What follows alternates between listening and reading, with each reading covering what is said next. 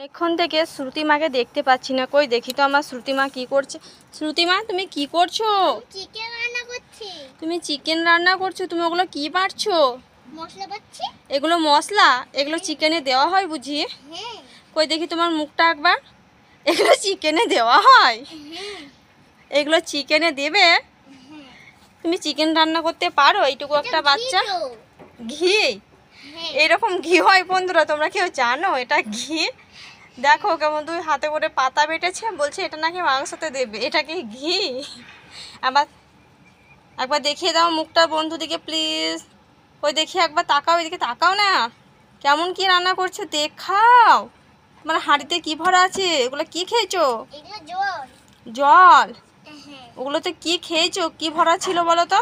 এখানে ভাত ভরা ছিল। ভাত ভরা ছিল?